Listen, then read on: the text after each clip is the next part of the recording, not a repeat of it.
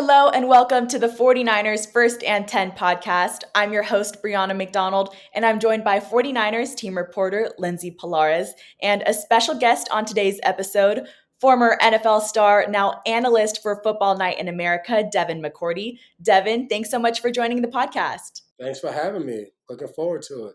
Now, you've got the 49ers and Cowboys queued up for this contest. What are your initial thoughts going into this matchup? For one, I grew up, don't hate me, I grew up a Cowboys fan. Oh, no. I'm always into this matchup. Obviously, some of the best games for me growing up in the 90s, watching these two teams go at it. But watching film on both these teams, man, I have a lot of fun watching San Francisco. The motions, how they use their players. Obviously, Christian McCaffrey's having an MVP season so far, but just everybody. I mean, they haven't even got Kittle going fully yet, and they're still, putting up points, killing it. So looking forward to this matchup. Dallas has a fast defense, plays aggressive. Obviously, two of the favorite teams in the NFC, so it should be a treat for us on Sunday Night Football. Now, Lindsay, take us into the 49ers locker room. You published a story the other day sharing what the players are thinking and feeling ahead of this Cowboys matchup. What were their thoughts? I would like to start by saying there's a ton of emotion headed into week 5, and it's pulling in different directions, right? It is a matchup of two highly touted teams in the NFC, and everybody's super excited about that. Obviously, the history really adds to that. But again, it is week 5, so the team is also trying to temper expectations, right? It could be a statement win, but there are still so many weeks of football left. That being said, I think there's a lot of respect on both sides of the ball. I spoke to Fred Warner and Nick Bosa yesterday. Both of them are very excited for this matchup. There's a lot of respect, obviously, for Micah Parsons, who has just been a huge impact player for the Cowboys. And I think that 2020s is a kind of a reignition of this very old rivalry dating back to the 70s. And just because the 49ers have ended the Cowboys season the last 2 seasons, there is that little bit extra hype. Then you add in the primetime slot. There's a lot going on week 5.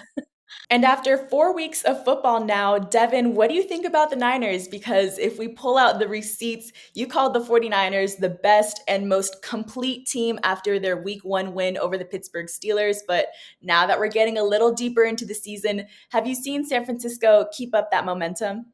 Yeah, nothing's changed. And I think, Lindsay, you spoke about it. It is tough when it's week 5 and you have this marquee matchup.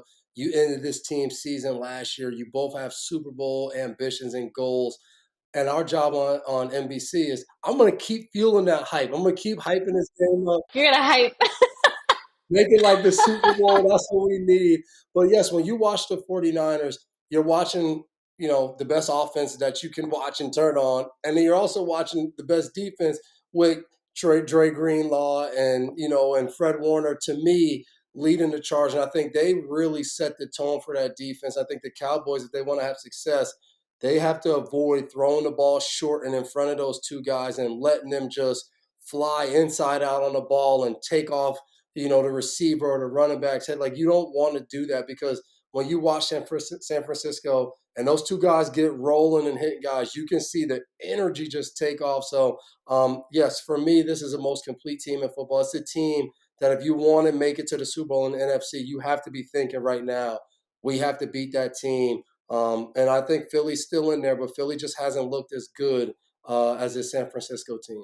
Now, we've talked a lot about this history between the 49ers and the Cowboys and their rivalry, and that backstory is what makes matchups like this Sunday so special and have so much emotion tied to them. But Lindsay, what makes the Cowboys a challenge this year in Week 5? I think it's everything we said up to this point, right? On paper, these two teams are so evenly matched. They've got matching stingy defenses. They've got some high-powered offenses. Both quarterbacks are playing at a really high level. Both have taken care of the football really well. Brock Purdy, no interceptions in 2023. Dak Prescott just won in that week 3 loss to Arizona. And then you've got two elite play callers in Mike McCarthy and Kyle Shanahan. I mean, it is the matchup of football dreams, right? It's on primetime Sunday Night Football. Kind of like I touched upon it a little bit. The Cowboys have a very fierce pass rush, headlined by Micah Parsons, but really they are stacked in terms of a defensive front. And the 49ers defensive front needs to get going a little bit more. Nick Bosa is ramping up. He only has one sack, but is very high up on the QB hit category. So definitely expect to see more from him. And again, just so many offensive weapons on the San Francisco 49ers side that really you just don't know who's going to have the hot hand depending what game it is. So, just a lot of things to look at in this matchup. There's been a lot of talk that the Cowboys and the 49ers are the best teams in the NFC right now. But Devin, as you set your focus to week 5, what's impressed you the most about each of these teams? I think the consistency, it's hard for me being a player. You come in and year out. San Francisco's had that kind of streak, and Dallas is, America's team to so many different people. You have to live up to those expectations every single year. And that starts, week 1, where you have like this huge buildup. And both these teams came out week 1 and just absolutely trampled two teams in Pittsburgh and the Giants, who a lot of people feel like, oh, this is their year. They should be pretty good. We should see them. And they just go out and kill them. And then, Dallas had a little letdown against Arizona, but to have to do that week in and week out, and you have a target on your back every time you play a team, because for that team, it's kind of the measuring stick. Let's see where we're at. We're playing San Francisco. Let's see where we're at. We're playing Dallas. The mentality you have to have each week going into that, and then the dedication and commitment to preparation going against your opponents is really tough. And, for my 13 years in New England, we always had to do that. We had to kind of reassess and recommit each week, knowing that no matter how bad a team might look the week before, they're coming for you and you're going to get their best shot. And these two teams are in that position. And I've been impressed with how they've done that, especially Dallas. You don't play well against Arizona. You come back the next week playing, my guys out in New England. And for a lot of that game, they made New England look like a scout team. It was like they got at them pretty good, and I think that's so impressive when you watch a team. And Lindsay, as you look at this matchup, what's going to be the key stat of the game? Earlier this week, we talked about the defense containing the Cowboys' run game. Quarterback Brock Purdy has been talking a lot about protecting the football and not turning it over. But what stat is going to be crucial against Dallas? Well, I don't know if it's a stat, but I'm going to just single out Christian McCaffrey, who has been on fire through these first 4 weeks of the season. I'm actually in charge of writing all of his awards articles, and it is just one after the other, after the other, after the other. I think he's got 2 NFC Offensive Player of the Week awards, the Month award. He was named Nickelodeon MVP. I believe he just picked up, yes, I just wrote this article. He picked up his 3rd FedEx Ground Player of the Week. I mean, the list is very, very long. He is the NFL rushing yards leader, and he is going to have to continue to be the same way against a very stout run defense that the Cowboys have. So that's the matchup I think that I'm watching.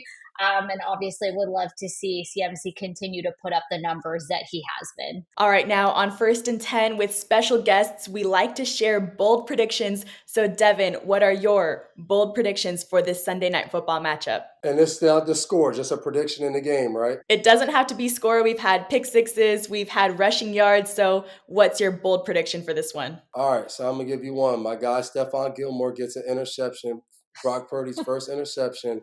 And I think Christian McCaffrey has another 100-yard running game and over 50 to 60 yards in the passing game. He continues to do what CMC's been doing, even though they're playing primetime against a good Dallas defense. And Lindsay, any bold predictions before we face the Cowboys? I'm gonna give some love to our safeties. I say either Talanoa Hufanga or Tashawn Gibson Sr. comes away, or let's be bold. They each come away with a pick, and one will be in the red zone, just for fun. Ooh, Dallas is bad in the red zone too. I like it. All right, faithful, tune into the game this Sunday. The Week 5 matchup is set to kick off at 5:20 Pacific time on October 8th on NBC, where you'll also see Devin on Football Night in America. But that will do it for today. Thank you so much to Lindsay and Devin for joining me on this update. Don't forget to follow First and 10 on Spotify and Apple Podcasts. And be sure to turn on the notifications so you're in the know when we post any breaking news updates. And thank you, Faithful, for tuning in.